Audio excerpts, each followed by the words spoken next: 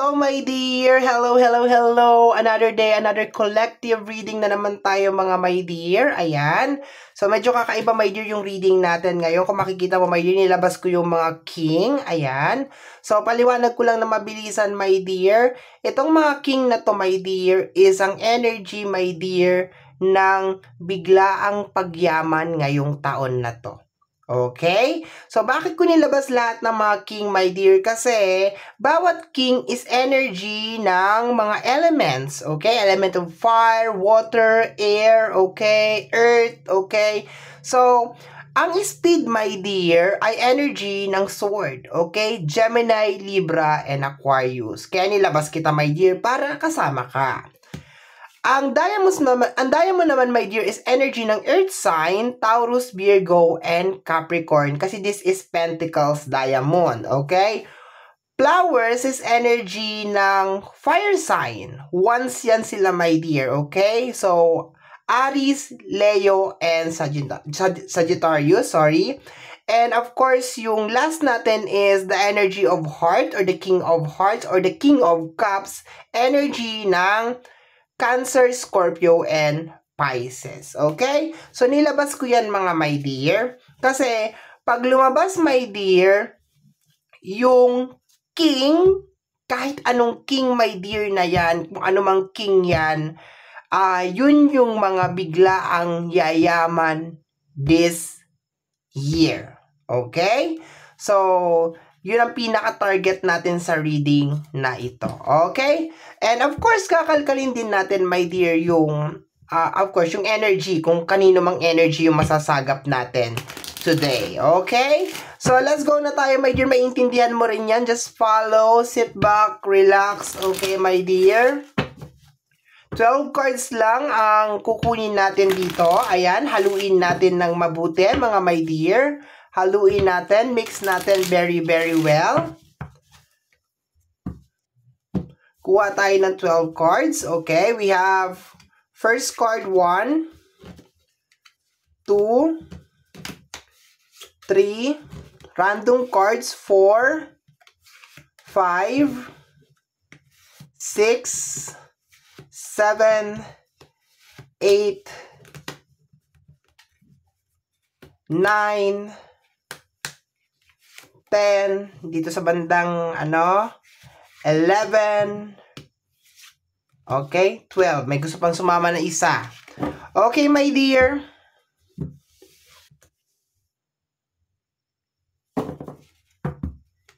One, 2, 3, 4, 5, 6, 7, 8, 9, 10, 11, 12. Sakto. Okay? So, tingnan natin yung pinakaunang energy.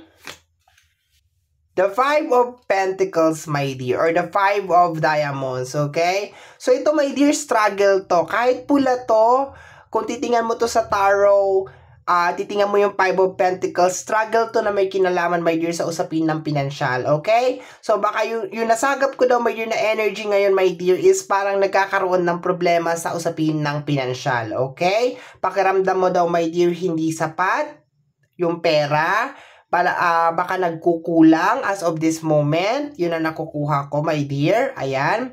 Okay, so let's go tayo, my dear. Next natin is another 5. 5 of sword, okay? So, baka meron din daw away na may kinalaman sa usapin ng pinansyal, my dear. Okay? Baka meron din away, my dear, na may kinalaman sa usapin ng pinansyal. Nakalimutan ko pala sabihin, my dear, sa tao, kukunin, my dear, yung energy ng zodiac sign. Okay, dito kasi pwede ko sabihin na ay ito Taurus, Virgo, Capricorn, Gemini, Libra, and Aquarius, pero hindi sa tao. Okay, yung tao na energy, okay, Jack, Queen, King, dun ko kukunin, my dear. Okay? So, dito, my dear, balik tayo. Problema sa usapin ng pinansyal. Posible din, my dear, na baka merong mga sagutan, okay? Hindi naman as in like, di naman kasi to 5 of wands 5 of sword to air or 5 of speed. So, posible, my dear, na baka meron mga away or mga hindi pagkakaunawaan, my dear, na may kinalaman sa usapin ng pinansyal, okay? Baka pinag-aawayan din, my dear, yung usapin ng pinansyal.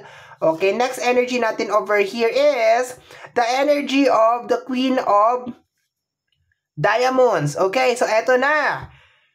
Taurus, Virgo and Capricorn. Okay? So, ikaw daw, my dear, ay nagkakaroon ng problema na may kinalaman sa usapin ng pinansyal. Posible din Taurus, Virgo, and Capricorn, okay, na meron mga away, hindi pagkakaunawaan, alitan, my dear, na may kinalaman sa usapin ng pinansyal.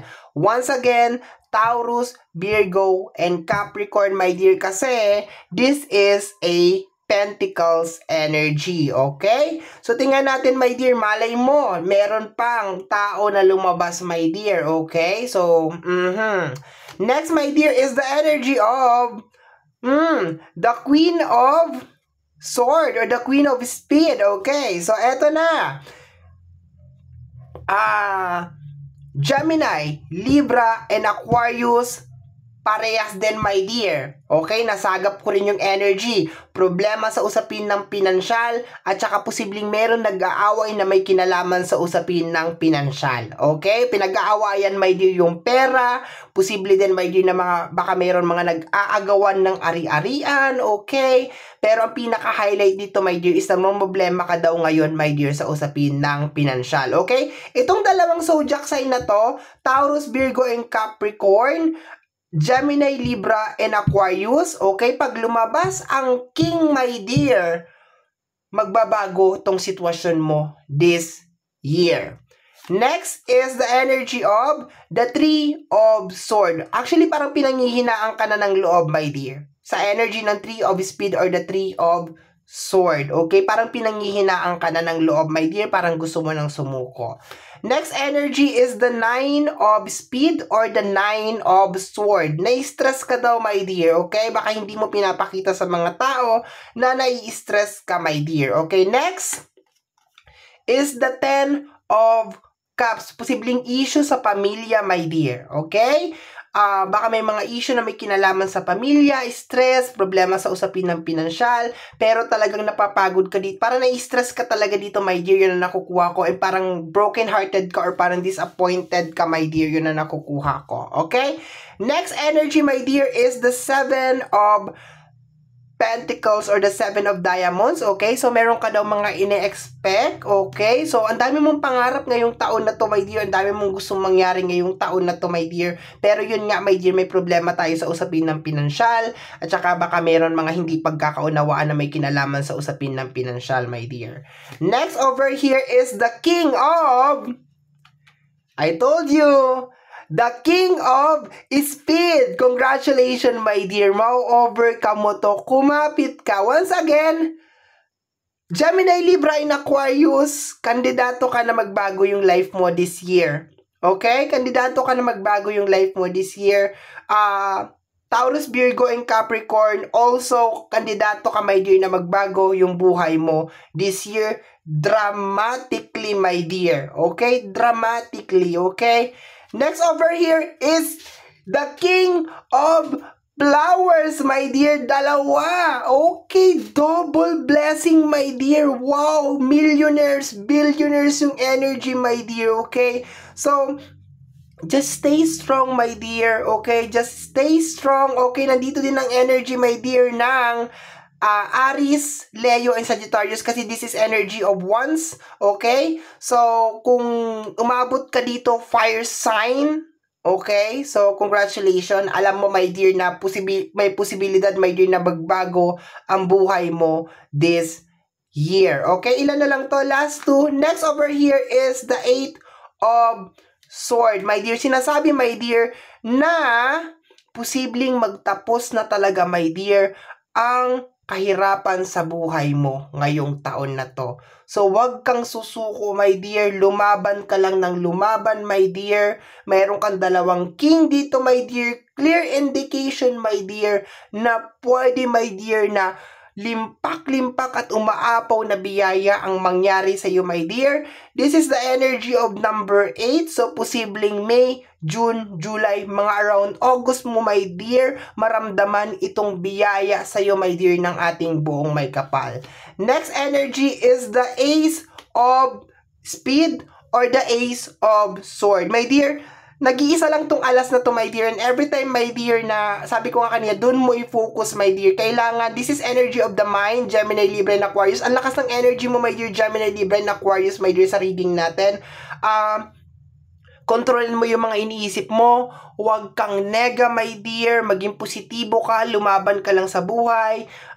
Kung ano yung nangyayari sa'yo, my dear, na problema ngayon, or kung ano man nangyayari na away or alitan, my dear, na may kinalaman sa usapin ng pinansyal, hindi yan permanente. Magbabago din yan, my dear. Meron kang dalawang king over here, my dear. This is a clear indication na merong biglaan na pagbabago sa buhay mo na mangyayari, my dear, ng August pang 8 months, my dear, ng taon na ito.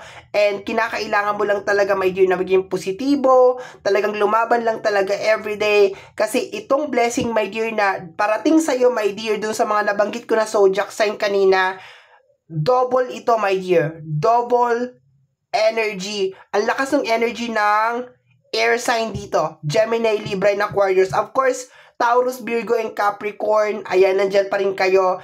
And Aries, Leo, and Sagittarius, wala tayong cups over here. So, posible, my dear, na medyo maalat yung energy ng, sa'yo, my dear, very special, my dear, yung reading mo. Kasi double king ang lumabas. So, ibig sabihin, malaking blessing to. Big blessing for you and big transformation para sa'yo sa usapin, my dear, ng pinansyal. Bigla, parang magugulat ka rin, my dear, sa pagbabago sa usapin ng pinansyal. Okay?